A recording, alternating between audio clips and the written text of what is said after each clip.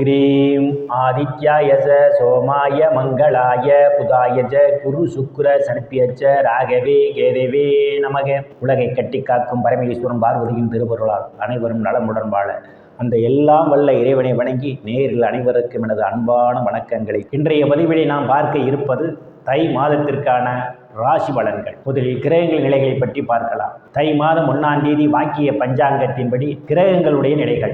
மிதுன ராசியிலே குரு பகவான் பயணம் செய்து கொண்டிருக்கிறார். சிம்ம ராசியிலே கேது பகவான் பயணம் செய்து கொண்டிருக்கிறார். மகர ராசியிலே சூரிய பகவான், சுக்கிர பகவான், செவ்வாய் பகவான், புதன் பகவான் 4 கிரகங்கள் பயணம் செய்து கொண்டிருக்கிறார்கள். கும்பராசியிலே சனி பகவானும் ராகு பகவானும் பயணம் செய்து கொண்டிருக்கிறார்கள். இம்மாதம் 2 கிரகங்கள் இடப்பெயர்ச்சி ஆகின்றன. தை மாதம் 15ஆம் தேதி மகர ராசியிலே பயணம் செய்து கொண்டிருக்கின்ற புதன் பகவான் கும்பராசிக்கு இடப்பெயர்ச்சி ஆகிறார். தை மாதம் 24ஆம் தேதி மகர ராசியிலே பயணம் செய்து கொண்டிருக்கின்ற சுக்கிர பகவான் கும்பராசிக்கு இடப்பெயர்ச்சி ஆகிறார். நான் கூறக்கூடிய பலன்கள் அனைத்தும் வாக்கிய பஞ்சாங்கத்தின்படி கோச்சார ரீதியான உலக மக்கள் அனைவருக்குமான பொது பலன்கள். உங்களுடைய சுய சாதகத்தில் கிரகங்கள் இருந்த நிலைமையும் தற்போது நடக்கக்கூடிய தசாபுத்தியின் கணக்கில் எடுத்துக்கொண்டு பலன்கள் எடுக்கும் போதுதான் துல்லியமான பலன்களை எடுக்க முடியும். உங்களுக்கு துல்லியமான பலன்கள் நீங்கள் தெரிந்து கொள்ள விரும்பினால் உங்களுடைய பெயர், பிறந்த தேதி, பிறந்த நேரம், பிறந்த ஊர் ஆகியவற்றை எனது வாட்ஸ்அப் எண்ணிற்கு அனுப்பி வைத்து பலன்களை தெரிந்து கொள்ளலாம். உரிய கட்டணம் செலுத்தி வாருங்கள் ராசிக்குள் போகலாம். விருச்சிக ராசி. ராசியிலே எந்தவித கிரகங்களும் இல்லை. ராசிநாதன் தைரிய வீரியஸ்தானத்தில் இம்மாதம் பயணம் செய்து கொண்டிருப்பதும் ராசியை பகவான் பார்வையிடுவதாலும் உங்களுடைய செயல்பாடுகளில் ஒரு மந்த நிலை ஏற்படும். எந்த ஒரு செயலையும் இன்று செய்யலாம், நாளை செய்யலாம் என்ற தள்ளிப்படுவதற்கான ஒரு சூழல் உண்டு. ஆனால் ராசிநாதன் தைரிய வீரியஸ்தானத்திலே உச்சபலத்தோடு பயணம் செய்து கொண்டிருப்பதால் காலதாமதம் ஆனாலும் எடுத்த பணியை வெற்றி முனைப்போடு செய்து முடிப்பீர்கள்.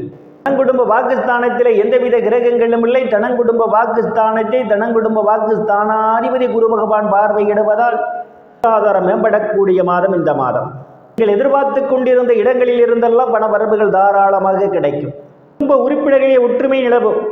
அவன் என்று சொல்லக்கூடிய குருபவனுடைய பார்வை குடும்ப வாக்குஸ்தானத்தில் விழுவதால் வெள்ளி ஆடை ஆபரணங்கள் வாங்க நினைப்பவர்கள் ஆசைகள் எல்லாம் பூர்த்தியாகும். எந்த ஒரு செயலையும் சாதுரியமாக பேசி எளிதில் சாதித்து விடுவீர்கள். உங்களை சுற்றி உள்ளவர்கள் எல்லாம் உங்கள் பேச்சுக்கு மதிப்பு மரியாதையும் கொடுப்பார்கள். தைரிய வீரியஸ்தானத்திலே ராசிநாதின் உச்சபலத்தோடு பயணம் செய்து கொண்டிருப்பதால் இளைய சகோதர சகோதரனுடைய அன்பும் ஆதரவும் உங்களுக்கு நிறைந்திருக்கும். அவர்களால் அனுகூலமான பலன்கள் உண்டு. சிறு குறு பயணங்களால் ஆதாயம் உண்டு. பக்கத்தாருடன் இருந்து வந்த மனக்கசப்புகள் எல்லாம் மாறி நல்ல நட்புணர்வு ஏற்படும். தொழில் ரீதியாக இட மாறுதலுக்காக காத்து கொண்டிருப்பவர்களுக்கு இட மாறுதலும் கிடைக்கும்.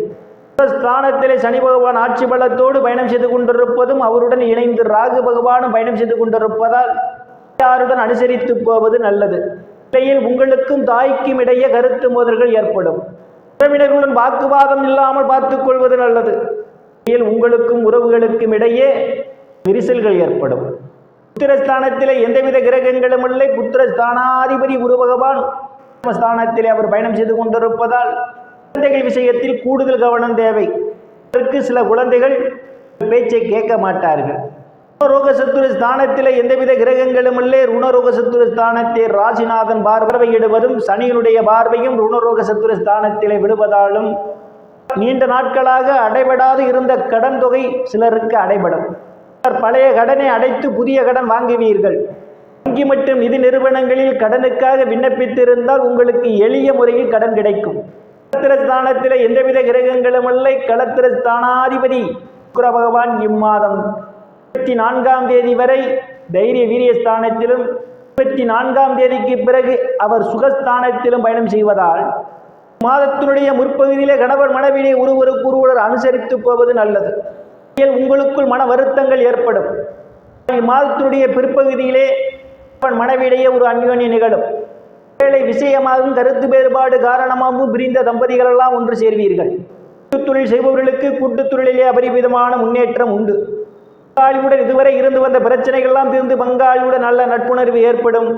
இம்மாதத்தினுடைய பிற்பகுதியிலே ஸ்தானத்திலே குரு பகவான் செய்து கொண்டிருப்பதால் எதிர்பாராத நேரங்களில் எதிர்பாராத இடங்களிலிருந்து எதிர்பாராத பணவரவுகள் உண்டு. அதிர்ஷ்டம் உங்கள் கதவை தட்ட காத்து கொண்டிருக்கின்றது. ஸ்தானத்திலே எந்தவித கிரகங்களும் இல்லை.